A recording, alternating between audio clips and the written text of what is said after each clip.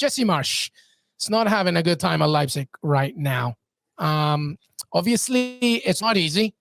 The Bundesliga is no joke, and then suddenly you have to play Manchester City away in the Champions League, and then you come back. But, you would think that hopefully just because he knows it well enough that maybe performances should be a little bit better.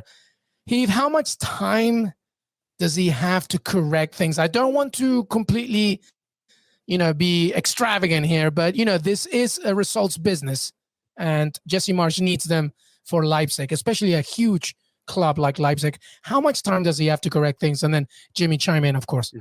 Yeah, they're 4 points after 5 games and obviously had a tough go in the Champions League. I think for Jesse, the only benefit he has is he is a Rasenball sport guy, right? Starting at New York Red Bulls, then going to Salzburg, and now at Leipzig. He's part of this Red Bull family. And I think there is a system that they build and develop for players to move within that and managers to move within that you don't see them having this kind of turnover. Having said that, we saw Hoffenheim was the original sort of like find young players, spend some money. They had the German Bill Gates that was behind it. And then they've now fallen off into this different type of system than they once were. And it can all happen from just a couple bad or a couple average seasons. So I think he's definitely under the hot seat. I think he'll get it. I think he'll get till January. Or the end of this sort of first half of the season to right this ship.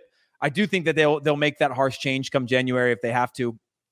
They haven't played particularly great. They haven't been horrible either. They've just been bang average.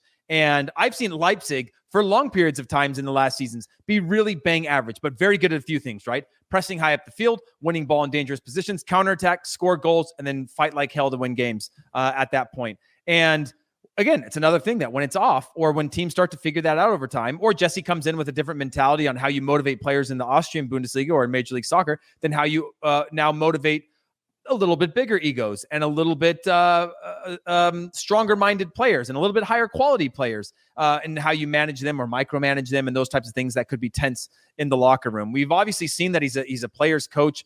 Most players have spoken really highly about him. So I've been reading lately that there's some turmoil in the locker room or there's some trust issues. I don't think that's necessarily the case, but I do think that he's going to have a little bit longer, but definitely not like an endless leash to just keep the job because he's part of the Red Bull family. Yeah, I agree with Heath with regard to this. I do want to bring up that he has some players that are underperforming. So he bought Andre Silva from Eintracht Frankfurt, who scored 28 goals in 32 league games in the Bundesliga last season. He's got 1 in 7 so far, and that 1 goal was a penalty. So he is, maybe it's just because he's in a different system. He's not getting in the same spots that he was with Eintracht. But obviously, you brought him in to somewhat replicate what he did, even half of what he did last year.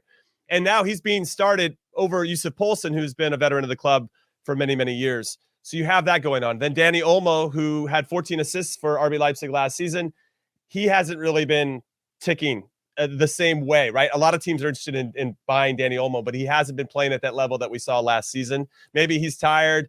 He's been playing in a lot of games, played over the summer for Spain as well. So a lot going on there. And then you lose Upamecano. You lose Konate. Your 2 starting center backs that have been with your team for a couple seasons. Yeah, good point. You can bring in whoever the hell you want, but it's still going to take time to make that happen. So Orban's there. Simikan, who I do like, still very young as a center back. He's going to be inconsistent. Guardiol is playing left back a little bit as well. Same thing. You're just going to run into a bit of a system issue.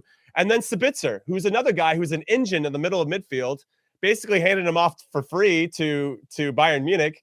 And now you've lost a lot of key guys in the spine of your team. Another thing that I think they made a mistake on was that they had Patrick Schick, who was one of the stars for the Czech Republic in the Euros. They had him on loan last season, and they could have made it permanent, and they didn't. They elected to go with Andre Silva instead. And he's bagging goals, by the way. And now he's bagging goals. And Zoboslai, who Marsch had, is also underperforming. Yes, you got all these things that are not working. Is it all on Jesse Marsch? I think he's got to take some responsibility, of course, but it's not as strong of a team as Nagelsmann had before. And in fairness, Nagelsmann also got his ass kicked in Manchester in the Champions League last season, 5-0, by a United team that's a lot stronger this time around.